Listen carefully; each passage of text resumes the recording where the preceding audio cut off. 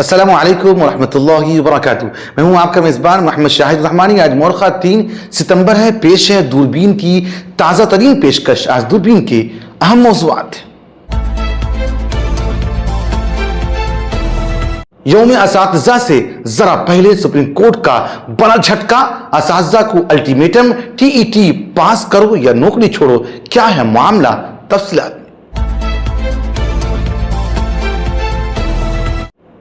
دہلی فسادات کیس میں بڑا موڑ. شرجیل امام عمر خالد سمیت 9 ملزمین کی ضمانت ہائی کورٹ نے کیوں ٹھکرا دی؟ شمالی ریاستیں سیلاب اور لینڈ سلائڈنگ سے بحال. کھرگے کا سخت مطالبہ. کیا PM کیریئر فنڈ سے فوراً ریلیف ملے گا؟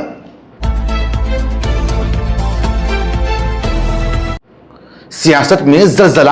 KCR نے اپنی ہی بیٹی کویتا کو پارٹی سے نکال باہر کیا. آخر اندر کی کہانی کیا ہے؟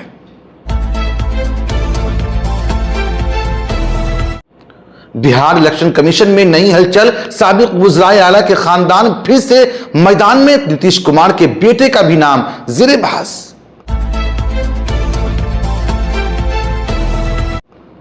نتیش کابینہ کے بڑے فیصلے. 49 ایجنڈے منظور. 1800 نوکریوں کا اعلان. گرام کچہری سیکریٹری کی تنخواہ میں اضافہ. کیا یہ سب انتخابی تیاری ہے؟ آسام میں بلڈوزر ایکشن پر گونج. مولانا محمود مدنی کا 2 ٹوک بیان. سپریم کورٹ کے حکام پر عمل ہو ورنہ میں مرنے کے بعد بھی نہیں ہٹوں گا. مراٹھا تحریک کے لیڈر منوج جارنگے کا آزاد میدان میں اعلان. حکومت پر کڑی تنقید کے ساتھ امن کی اپیل. افغانستان میں زلزلے سے ہلاکتیں. 1400 سے زیادہ ریسکیو ٹیمیں اب بھی زندہ بچ جانے والے لوگوں کی تلاش میں مصروف.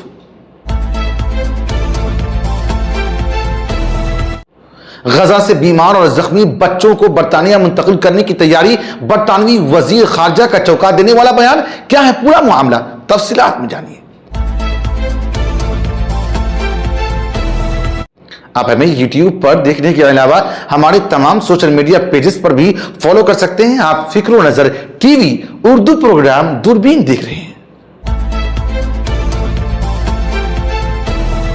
یوم آزادی سے قبل سپریم کورٹ نے اساتذہ کے لیے ایک بڑا فیصلہ سنا دیا ہے. عدالت نے کہا ہے کہ اب تمام اساتذہ کو اپنی نوکری برقرار رکھنے کا یا پروموشن پانے کے لیے ٹیچر کو TIT پاس کرنا لازمی ہوگا.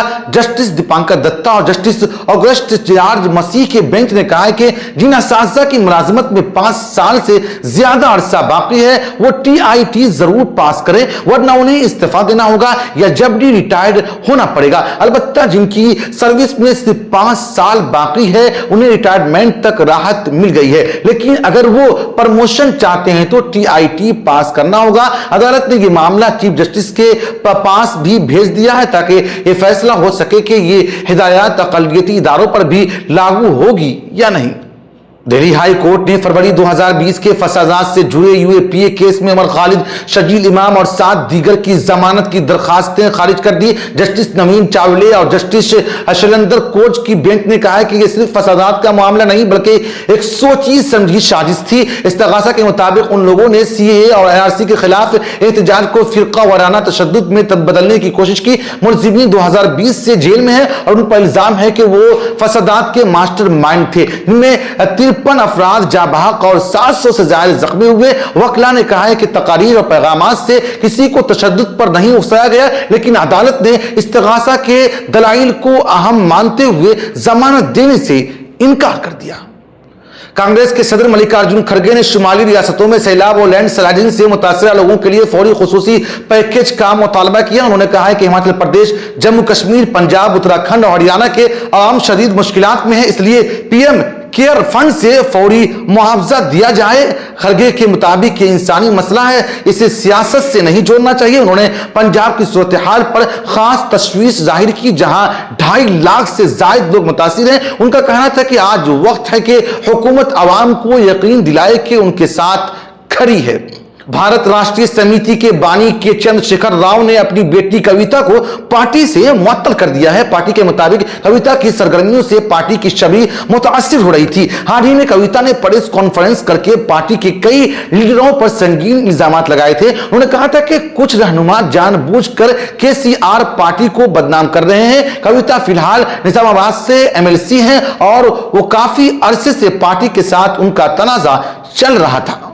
बिहार असेंबली इंतखाबात करीब आते ही साबिक वज़ीर आला के खानदान सियासी मैदान में सरगर्म हो गए। लालू प्रसाद यादव के दोनों बेटे तेजस्वी और तेज प्रताप इंतखाब लड़ेंगे। जगन्नाथ मिश्रा के बेटे नीतीश मिश्रा बीजेपी के उम्मीदवार होंगे। कर्पूरी ठाकुर की पोती भी पहली बार इलेक्शन लड़ सकती है। इसी तरह जीतन राम मांझी की बहू दीपा मांझी और दीगर कई खानदान भी इंतखाबी मैदान में आ सकते हैं। इधर वज़ीर आला यानी वजीर आला नीतीश कुमार के बेटे निशांत कुमार की सियासत में आने के चर्चे जोरों पर हैं। तजियाकारों के मुताबिक बिहार की सियासत में खानदानी असर अब भी बहुत गहरा है।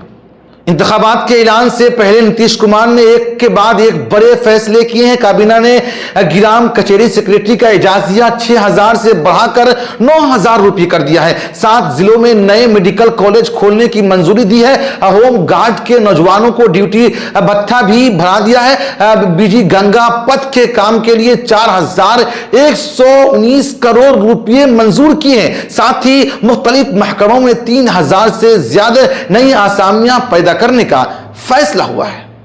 जमीयत उलमा हिंद के सदर मौलाना महमूद मदनी ने आसाम में बेदखली मुहिम पर कहा है कि हुकूमत को सुप्रीम कोर्ट की हिदायत के मुताबिक कार्रवाई करनी चाहिए। वो बेदखली के उसूली तौर पर मुखालिफ नहीं है, लेकिन उनका कहना था कि तमाम हकीकी शहरियों की बाजाबादी जरूरी है। मदनी ने इल्जाम लगाया कि कुछ कार्रवाइयां इम्तियाजी रवैये के साथ की जा रही हैं, जिससे अकलियतें ज्यादा मुतासिर हो रही है। उन्होंने कहा है कि अगर वज़ीर आला को लगता है कि वह कानून तोड़ रहे हैं तो कार्रवाई करे, वरना आवाम को बिला वजह बेघर न किया जाए। फिर धर्म के आधार पर लोगों को बांटकर सत्ता पाने के लिए, सत्ता बाकी रखने के लिए लोग खास किस्म के नारे देकर, एक विशेष वर्ग बताकर, मियां बताकर, अननोन बताकर, डाउटफुल बताकर, डेरोगेटरी अल्फाज का, वर्ड्स का, शब्दों का प्रयोग करके, यूज करके, तो वो एटीट्यूड सही मानों में एविक्शन की इस बारबरिक तरीके से एक्शन से जितना दुख, उससे ज्यादा दुख उस एटीट्यूड पे है। अगर कोई डाउटफुल है तो डाउट क्लियर करने का तरीका मौजूद है, आप वो क्यों नहीं इख्तियार करते? अगर कोई फॉरेनर मौजूद है तो उसको डिपोर्ट क्यों नहीं किया जाता? हम तो उसका विरोध नहीं करते। कोई फॉरेनर हो, विदेशी हो, यहां रहे, ये हमको मंजूर नहीं, कभी मंजूर नहीं।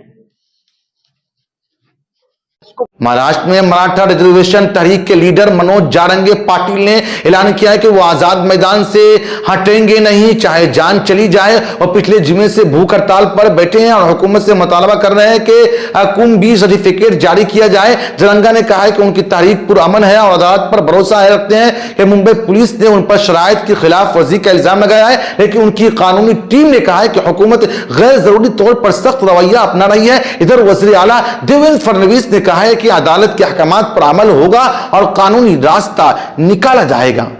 अफगानिस्तान में इतवार की रात आने वाले जलजले से हलाकतों की तादाद बढ़कर 1400 से ज्यादा हो गई है। 6 शिद्दत के इस जलजले ने कई देहात और कस्बों को मलबे का ढेर बना दिया। सबसे ज्यादा नुकसान कन्नड़ सूबे में हुआ है, जहां लोग पहाड़ों के दरमियान रहते थे। इमदादी टीमें पैदल सफर करके दूर दराज इलाकों तक पहुंच रही है। तालिबान हुकूमत ने बैन अक़वामी बिरादरी से मदद की अपील की है। यह जलजला तालिबान के इक़्तिदार में आने के बाद तीसरी बड़ी आफत है। इसने अवामी मुश्किलात में कई गुना इजाफा कर दिया है। برطانیہ نے اعلان کیا ہے کہ وہ غزہ کے شدید بیمار اور زخمی بچوں کو علاج کے لیے برطانیہ منتقل کرے گا۔ وزیر خارجہ ڈیوٹیو لیمبی نے کہا ہے کہ یہ کوئی قدرتی آفت نہیں بلکہ انسان کے پیدا کردہ حالات ہیں اور فوری جنگ بندی ہی واحد حل ہے۔ انہوں نے اسرائیل پر سخت تنقید کی کہ وہ غزہ میں امداد کی ترسیل روک رہا ہے۔ برطانیہ نے مزید 15 ملین پاؤنڈ کی طبی امداد کا بھی اعلان کیا ہے۔ کچھ فلسطینی طلباء کو بھی برطانیہ کی یونیورسٹیوں میں پڑھانے کے لیے بلایا جا رہا ہے۔ فکر و نظر کی گزشتہ پیشکش میں کئی صاحبان نے اپنا قیمتی تبصرہ کر کے ہماری حوصلہ افزائی کی ہے۔ ہم اپنے تمام ناظرین کا شکریہ ادا کرتے ہیں۔ آپ مجھ سے، ہمارے ساتھیوں سے فیس بک پر بھی رابطہ کر سکتے ہیں۔ ہمارا فیس بک پیج ہے فکر و نظر ٹی وی۔ شکریہ۔